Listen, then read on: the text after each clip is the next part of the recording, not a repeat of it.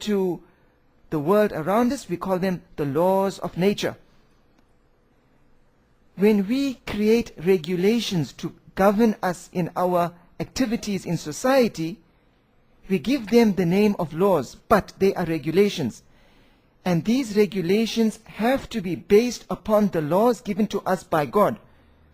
If they are not, then it means somebody is making his own laws, in other words, taking the place of God. And if anybody follows this individual who is making his own laws, laws that are taking God's laws and changing the legal to the illegal, and the illegal to the illegal, if we follow such a person, then God tells us by doing that we are worshipping that person or that organization or that body that we have created. And when we do that, we are no longer monotheists. And the moment we worship something other than God, we are saying that there is another God.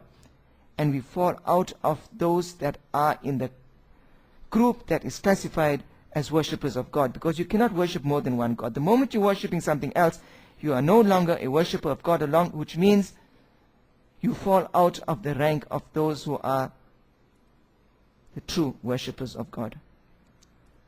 So, how does this apply in our present situation?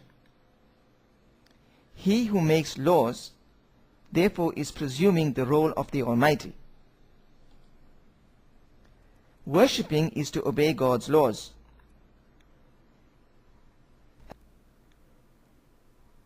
And in so doing, every act, when done in accordance with God's laws, becomes an act of worship.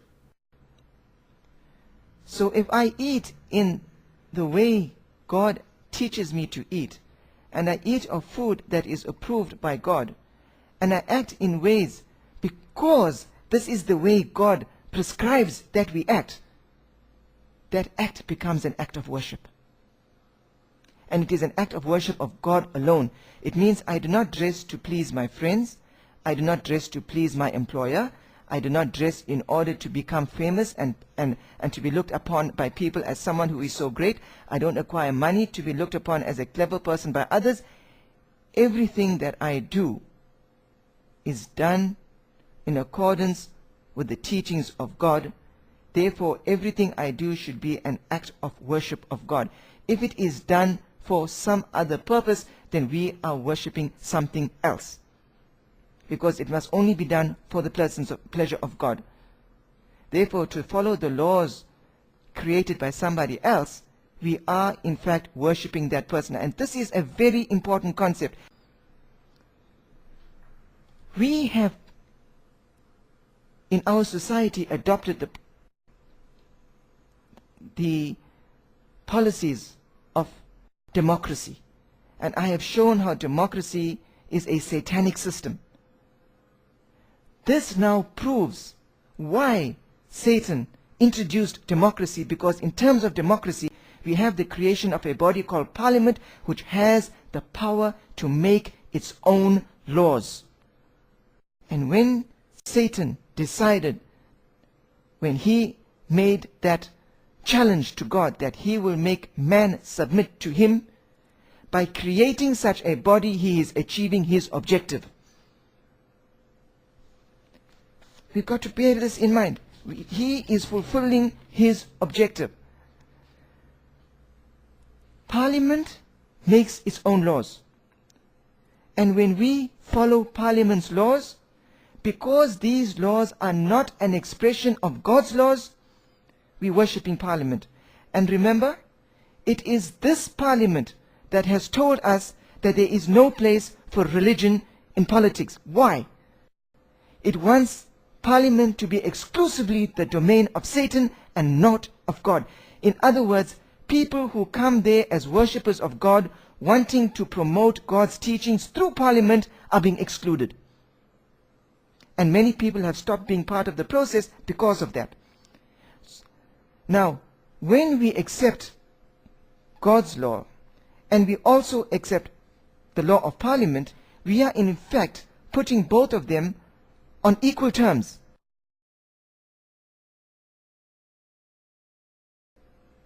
As objects of worship.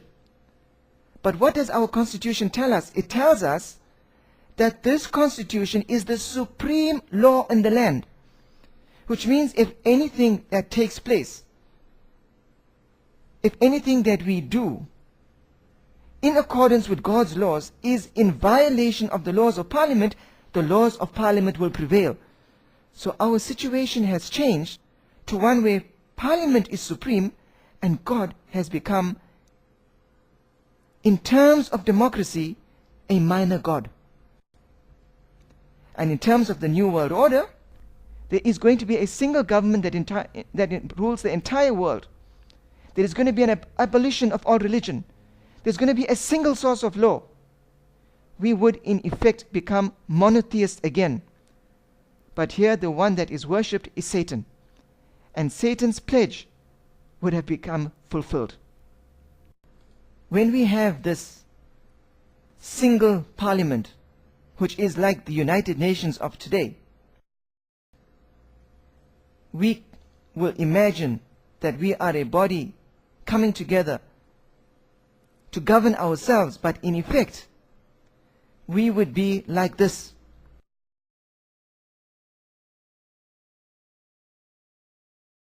People bowing down and supplicating before Satan.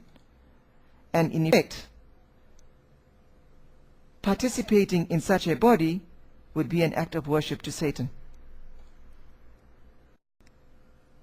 Now, this is the reason, a good reason, for us to reject the whole system of democracy, which has the creation of a body called Parliament.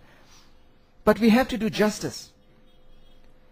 We have to ask ourselves, we take this to be true because this is what we learn from the teachings of God, so we accept it as true. Now, is there any manifestation of the laws that are coming out of Parliament to verify what I have just said? If you were to take a coin, any coin, and you take a coin and you spin it.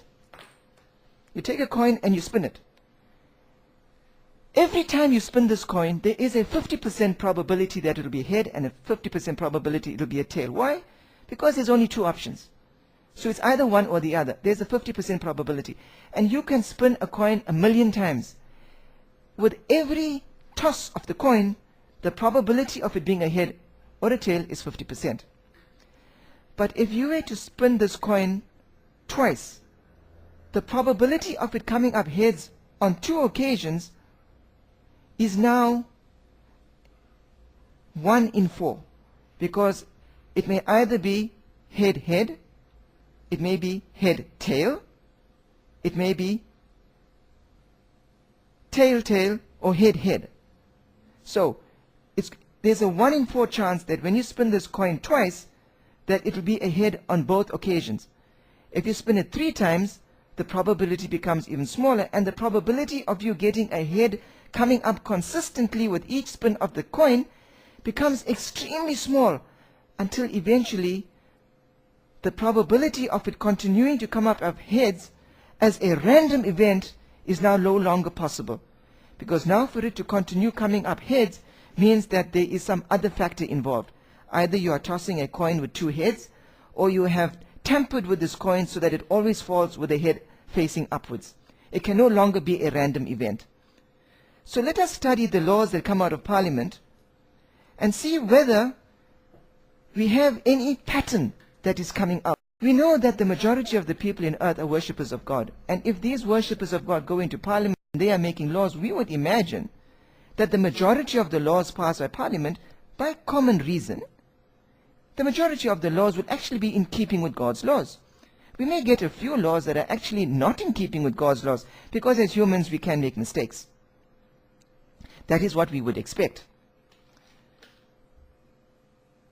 What do we find when we study the laws? Now, I can't go through all the laws, but I have taken over here a handful of laws that came to mind.